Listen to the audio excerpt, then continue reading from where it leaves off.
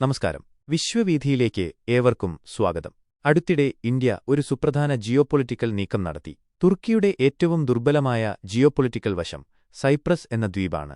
ഭാവിയിൽ തുർക്കിക്ക് വലിയൊരു തിരിച്ചടി ലഭിക്കാൻ സാധ്യതയുള്ള ഒരിടം. അവിടെയാണ് നമ്മുടെ പ്രധാനമന്ത്രി മോദി നേരിട്ടെത്തി സൈപ്രസ് സർക്കാരിന് പൂർണ്ണ പിന്തുണ പ്രഖ്യാപിച്ചത്. ഇന്ത്യയെപ്പോലൊരു പ്രമുഖ രാജ്യം സൈപ്രസിനെ പരസ്യമായി പിന്തുണയ്ക്കുമ്പോൾ തുർക്കി തീർച്ചയായും അസ്വസ്ഥരായിരിക്കും, അതിൽ സംശയമില്ല. പ്രധാനമന്ത്രി മോദി ഇപ്പോൾ 3 രാജ്യങ്ങളിലെ സന്ദർശനത്തിലാണ്: സൈപ്രസ്, ക്രൊയേഷ്യ, തുടർന്ന് കാനഡ. കാനഡയിൽ വെച്ച് നടക്കുന്ന G7 ഉച്ചകോടിയിൽ ഇന്ത്യയെ ഒരു പ്രത്യേക അതിഥിയായി ക്ഷണിച്ചിട്ടുണ്ട്.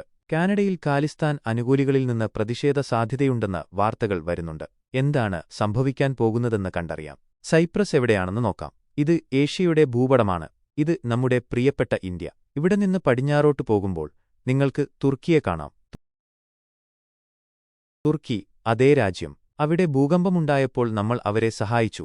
എന്നാൽ അവർ നമ്മുടെ നിരായുധരായ സാധാരണക്കാരെ ലക്ഷ്യം വയ്ക്കാൻ പാകിസ്ഥാന് ഡ്രോണുകൾ നൽകി. പാകിസ്ഥാൻ അത് ഉപയോഗിക്കുകയും ചെയ്തു.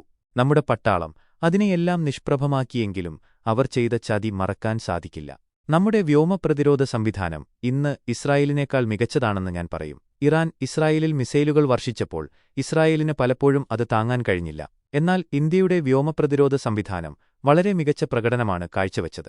ഭാവിയിൽ അത് കൂടുതൽ ശക്തമാകും. തുർക്കിക്ക് നമ്മുടെ ജനങ്ങളെ നേരിട്ട് ഉപദ്രവിക്കാൻ കഴിഞ്ഞില്ലെങ്കിലും അവർ പല രീതിയിലും അതിന് ശ്രമിച്ചു. ആ കാര്യം നമുക്ക് മറക്കാൻ കഴിയില്ല. അതുകൊണ്ടാണ് തുർക്കിയെ ബഹിഷ്കരിക്കാൻ ആഹ്വാനം ചെയ്യുന്നത്. ബോളിവുഡ് താരം ആമിർ ഖാനും ഇപ്പോൾ തുർക്കി ബഹിഷ്കരണത്തിന് പിന്തുണ പ്രഖ്യാപിച്ചിട്ടുണ്ട്. പ്രധാനമന്ത്രി മോദിയുടെ സൈപ്രസ് സന്ദർശനം നോക്കൂ. തുർക്കിയുടെ തെക്കായി ഈ ദ്വീപ് കാണാം. നടുവിലൊരു വിചിത്രമായ അതിർത്തിയും കാണാം. ഇതാണ് സൈപ്രസ്. പ്രധാനമന്ത്രി മോദി അടുത്തിടെ സന്ദർശിച്ച സ്ഥലങ്ങളിലൊന്നാണ് ഇത്. സൈപ്രസ് ഇന്ന് വിഭജിക്കപ്പെട്ടിരിക്കുകയാണ്.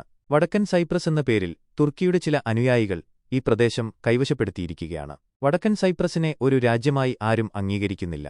UN പോലും.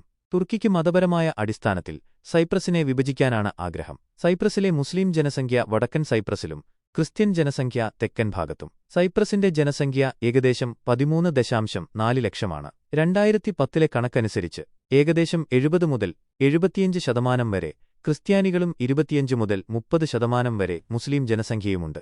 1974 നാറ്റോ രാജ്യമായ തുർക്കി സൈപ്രസിനെ ആക്രമിച്ചു. 37% ഭൂമി കൈവശപ്പെടുത്തി. ഈ പ്രദേശം മുസ്ലിങ്ങൾക്കും തുർക്കി വംശീയർക്കുമായി അവർ മാറ്റിവെച്ചു. അന്നുമുതൽ സൈപ്രസും തുർക്കിയും തമ്മിലുള്ള ബന്ധം വളരെ മോശമാണ്. സൈപ്രസും ഒരു ചെറിയ പ്രതികാരം തുർക്കിയോട് ചെയ്തിട്ടുണ്ട്. യൂറോപ്യൻ യൂണിയനിൽ അംഗത്വം നേടുക എന്നത് തുർക്കിയുടെ വലിയ സ്വപ്നമാണ്. യൂറോപ്പിൽ സ്വതന്ത്രമായി സഞ്ചരിക്കാൻ അവർ ആഗ്രഹിക്കുന്നു. യൂറോപ്യൻ യൂണിയനിൽ തുർക്കിയുടെ അംഗത്വത്തെ എതിർക്കുന്ന പ്രധാന രാജ്യങ്ങളിലൊന്ന് സൈപ്രസാണ്. സൈപ്രസ് യൂറോപ്യൻ യൂണിയനിലെ അംഗമായതിനാൽ പലതവണ തുർക്കിയുടെ പ്രവേശനം തടഞ്ഞിട്ടുണ്ട്. ഇന്ന് തുർക്കിക്ക് ഏറ്റവും വലിയ ജിയോപൊളിറ്റിക്കൽ തലവേദന അവരുടെ ഈ വ്യാജരാഷ്ട്രമാണ് വടക്കൻ സൈപ്രസ്. ലോകത്ത് ആരും തുർക്കിയൊഴികെ ഇതിനെ അംഗീകരിക്കുന്നില്ല. ഇപ്പോൾ ഇന്ത്യയെപ്പോലെ ഒരു വലിയ രാജ്യം ഇവിടെ കടന്നുവന്നിരിക്കുകയാണ്. പ്രധാനമന്ത്രി മോദി അതിർത്തി പ്രദേശവും സന്ദർശിച്ചു. മോദിജി സൈപ്രസിലെ മന്ത്രിമാരുമായി ചേർന്ന് തുർക്കി എങ്ങനെയാണ് അവരുടെ രാജ്യത്തെ വിഭജിച്ചതെന്ന് നേരിട്ട് കണ്ടു. ഈ വ്യാജ പതാകയും കണ്ടു. മോദി ഈ കാര്യങ്ങളിൽ വലിയ താൽപര്യം കാണിച്ചത് വളരെ ശ്രദ്ധേയമായിരുന്നു. പ്രധാനപ്പെട്ട പല വിഷയങ്ങളും ചർച്ച ചെയ്യപ്പെട്ടിട്ടുണ്ടെന്ന് എനിക്ക് ഉറപ്പാണ്. സൈപ്രസ് പ്രധാനമന്ത്രി മോദിയെ വളരെ ഗംഭീരമായി സ്വാഗതം ചെയ്തു. സൈപ്രസ് പ്രസിഡന്റ് നേരിട്ട് വിമാനത്താവളത്തിലെത്തി അദ്ദേഹത്തെ സ്വീകരിച്ചു. സൈപ്രസിലെ ഒരു MP മോദിയുടെ കാൽ തൊട്ട് വന്ദിച്ചത് നമ്മുടെ ഇന്ത്യൻ പാരമ്പര്യം ലോകമെങ്ങും പ്രചരിക്കുന്നതിന്റെ തെളിവാണ്. സൈപ്രസ് ഇന്ത്യയെ ഒരു പ്രധാന പങ്കാളിയായി കാണുന്നു. ഇന്ത്യ വെറുതെ സൈപ്രസിനെ സഹായിക്കുമെന്ന് അവർ കരുതുന്നില്ല. തുർക്കി ഇന്ത്യക്കാരെ ഉപദ്രവിക്കാൻ ശ്രമിച്ചപ്പോൾ, ഇന്ത്യയെ വേദനിപ്പിക്കാൻ പാകിസ്ഥാന് ഡ്രോണുകൾ നൽകിയപ്പോൾ നമ്മൾ തുർക്കിയെ ഒരു പാഠം പഠിപ്പിക്കാൻ ആഗ്രഹിക്കുന്നു. നമ്മുടെ കാര്യങ്ങളിൽ ഇടപെട്ടാൽ അവരുടെ ദുർബലമായ മേഖലകളിൽ ഇടപെടാൻ നമുക്കും വഴികളുണ്ടെന്ന് നമ്മൾ തുർക്കിയോട് പറയാൻ ആഗ്രഹിക്കുന്നു. ഇന്ത്യ സൈപ്രസിന് ബ്രഹ്മോസ് മിസൈലുകൾ കയറ്റുമതി ചെയ്താൽ വടക്കൻ സൈപ്രസുകാർ വിറയ്ക്കാൻ തുടങ്ങും. കാരണം ബ്രഹ്മോസിനെ തടയാൻ കഴിവുള്ള ഒരു പ്രതിരോധ സംവിധാനം തുർക്കിക്കില്ല. സൈപ്രസ് ഇന്ത്യയിൽ നിന്ന് കൂടുതൽ പ്രതിരോധ സഹകരണവും കയറ്റുമതിയും പ്രതീക്ഷിക്കുന്നു.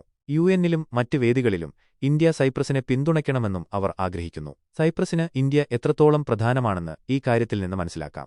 മാത്രമല്ല, സൈപ്രസ് മോദിജിക്ക് അവരുടെ ഏറ്റവും ഉയർന്ന സിവിലിയൻ ബഹുമതിയായ ഓർഡർ ഓഫ് മക്കാരിയോസ് III നൽകി. ഇന്ത്യ വ്യക്തമായി പറഞ്ഞിരിക്കുന്നത് നമ്മൾ വൺ സൈപ്രസ് എന്നതിൽ വിശ്വസിക്കുന്നു, വടക്കൻ സൈപ്രസ് എന്നൊന്നില്ല എന്നാണ്. ഈ നിലപാട് USA, ചൈന, റഷ്യ എന്നിവരുടേതും കൂടിയാണ്. തുർക്കി ഒഴികെ ലോകം മുഴുവൻ സൈപ്രസ് ഏകീകൃത രാജ്യമായി മാറണമെന്ന് ആഗ്രഹിക്കുന്നു. ഇത്രയും കാലത്തിനുശേഷം ഒരു പ്രധാന രാജ്യത്തിന്റെ നേതാവ് സൈപ്രസ് സന്ദർശിക്കുന്നത് വലിയ പ്രാധാന്യമർഹിക്കുന്നു. തുർക്കിയിൽ നിന്ന് ഈ സന്ദർശനത്തെക്കുറിച്ച് ഒരു പ്രതികരണം ഉണ്ടാകുമെന്ന് എനിക്ക് ഉറപ്പുണ്ട്. തുർക്കിയുടെ പ്രകോപനപരമായ നിലപാടുകൾക്ക് ഇന്ത്യ നൽകുന്ന ഈ തിരിച്ചടിയെക്കുറിച്ച് നിങ്ങളുടെ അഭിപ്രായമെന്താണ്? താഴെ കമന്റ് ബോക്സിൽ രേഖപ്പെടുത്തുക.